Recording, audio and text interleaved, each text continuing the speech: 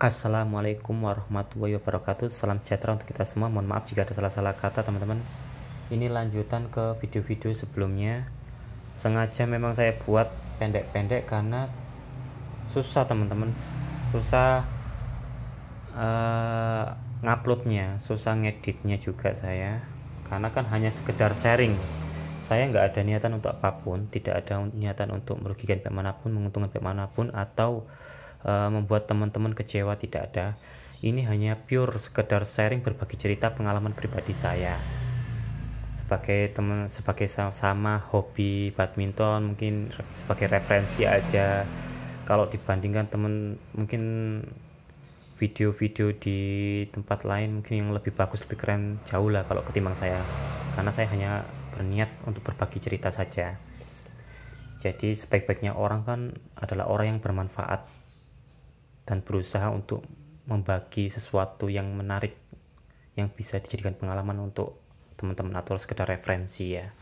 Jadi kembali ke fokus ini, raket Explore Cannon dan Windstorm 72.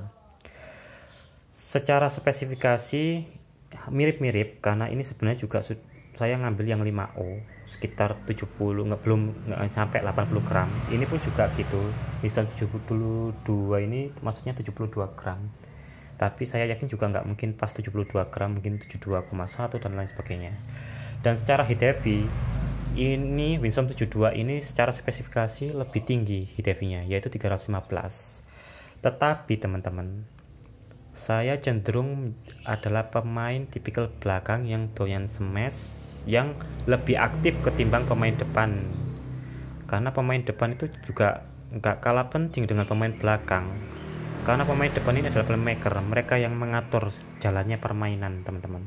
Sedangkan pemain belakang ini sebagai backup dan sebagai aktivitas secara fisiknya mungkin lebih banyak yang belakang daripada depan ya. Tapi secara otak itu pemain depan itu lebih nggak kalah penting juga. Intinya dua-duanya sangat penting, pemain depan sama pemain belakang. Lah itu disesuaikan dengan feel atau rasa yang teman-teman miliki atau pikiran yang teman-teman miliki. Teman-teman lebih senang yang mengatur tempo permainan atau mengatur jalannya permainan, maka teman-teman terus adu kecepatan, mengatur teknik-teknik itu lebih tenang, lebih soft pikirannya, katakan otaknya ya, itu harus harus menjadi pemain depan. Tapi buat teman-teman yang suka aktivitas lebih banyak, backup di belakang, aktivitasnya lebih berkeringat lah ya, terus suka gebuk, maka teman-teman adalah pemain belakang. Itu sesuai dengan karakteristik teman-teman sendiri. Jadi kalau untuk saya tipikal yang pemain belakang, saya cenderung pakai Explore Cannon. Terlepas dari tampilannya, kalau menurut saya lebih prefer ya ketimbang Windstorm 72, tapi secara feel juga lebih cocok Explore Cannon. Jadi Windstorm 72 ini yang saya rasakan, raketnya enak walaupun ekstra fleksibel, tapi shaftnya cenderung ke medium yang saya rasakan, dan heat heavy juga, kerasa juga heat heavy-nya 315. Tapi nggak tahu kenapa secara feel, mungkin ini juga bagian dari teknologi dari Li-Ning ya, secara feel pukulan-pukulan smashnya, pukulan lob clear, pukulan bola clear lob Explore Cannon ini teman-teman, itu lebih masuk di hati saya ketimbang di Windstorm 72. Walaupun secara spesifikasi mungkin Windstorm 72 lebih fleksibel ketimbang Explore Cannon shaftnya.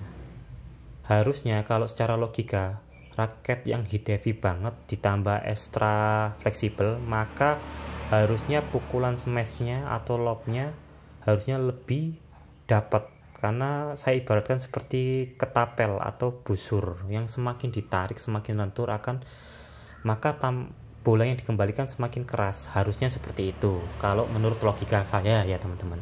Tapi ternyata tidak teman-teman. Walaupun Explore Cannon tidak lebih heat heavy daripada Windstorm 72 dan shaftnya juga secara spek lebih ke arah medium daripada ini, ternyata yang saya rasakan buat lob sama smash Explore Cannon ini lebih oke teman-teman. Bukan berarti Wisdom 72 ini tidak bisa buat smash keras atau lob keras, tidak teman-teman. Itu semua kembali ke skill teman-teman. Saya ibaratkan sekalipun misalnya Excelsen pakai raket yang 200-300 ribuan dengan teman-teman yang mungkin baru main 2 tahun badminton, pakai raket apapun nggak mungkin bisa mengalahkan Excelsen secara logika ya. Jadi saya bilang kalau untuk lob sama smash, nggak tahu kenapa Xforce Cannon lebih dapat. Mungkin ini nih yang sengaja dibuat oleh Li-Ning dengan teknologinya yang saya juga nggak tahu. Xforce itu kan cenderung digunakan untuk tipikal smash, tipikal serang. Nah, kalau Windstorm ini teman-teman, bukan berarti nggak bisa smash keras, tidak. Smashnya masih bisa, tapi kalau menurut saya feel-nya lebih dapat Xforce Cannon kalau untuk smash atau lob. Tapi feel bahwa ini raket yang harganya hampir 2 kali lebih mahal ketimbang Xforce Cannon itu nggak bohong, bener-bener nggak bohong. Teman-teman kalau udah pegang kedua raket ini, saya yakin 80% pasti setuju sama pendapat saya bahwa raket yang harganya yang hampir 2 kalinya Xforce Cannon ini memang feel-nya lebih mantap.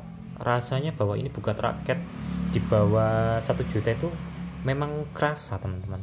Dari shaftnya, dari pegangannya, dari framenya lebih mantap memang. Jadi ini tuh memang lebih mantap, terlihat lah kalau bahwa raket ini di atas 1 juta, sedangkan ini kan raket 600-an ya teman-teman ya, tergantung toko. Tapi secara feel, smash sama locknya saya cenderung ke ini. Tapi ini juga bukan seperti raket yang murah, memang feelnya beda. Saya pegang, saya rasakan untuk main ya nggak bohong, materialnya beda. Memang Wisdom 72 lebih feelnya lebih mantap sebagai raket mahal. Tapi tipikalnya saya bilang beda. Ini cenderung sebagai pemain depan. Jadi teman-teman yang suka flashing, adu drive yang cepat ya, pingin cepat, karena kan raketnya juga enteng, hanya 72 gram secara spesifikasi ya. Buat ayunan itu cepat, walaupun spesifikasinya ekstra fleksibel, tapi kalau saya bilang ini lebih ke medium, lebih ke sedang. Ini adu drive, flashing, kontrol. Buat teman-teman yang ingin mengontrol bola di lapangan, maka Wisdom 72 adalah pilihan kalau menurut saya.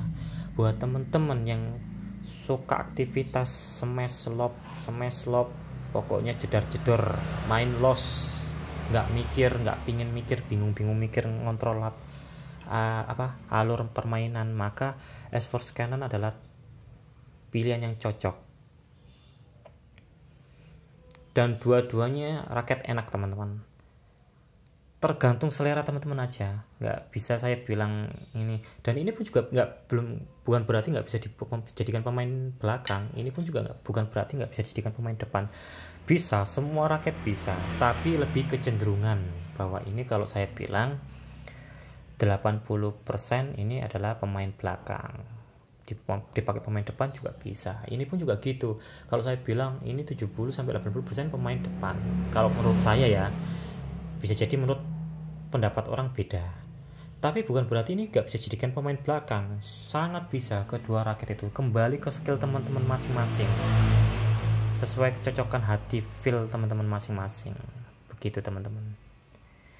Dan gak bohong, harganya itu gak bohong, rasa feelnya sebagai raket mahal. Kalau teman-teman belum bisa beli raket yang high end di atas 2 juta, yang di atas 2,5 juta, ini Wisdom 72 itu feelnya itu, rasanya tuh seperti raket mahal. Saya udah pernah punya Astrock 88D, Astrock 77 Pro.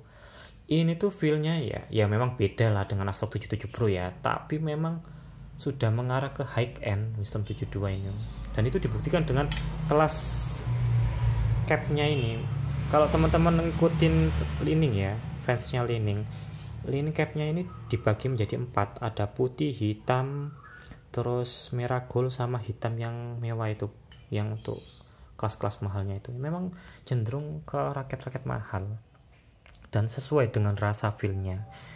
Jadi teman-teman yang belum bisa beli atau masih sayang beli raket di atas mahal ini, dan teman-teman tipikal pemain depan, ini salah satu yang cukup rekomendasi dan laris manis teman-teman. Ini juga laris manis. Ini Li-Ning bikin 2 produk ini, kalau saya bilang nggak gagal, termasuk sukses Li-Ning. Jadi itu aja teman-teman, mohon maaf jika ada salah-salah kata. Assalamualaikum warahmatullahi wabarakatuh. Salam sejahtera untuk kita semua.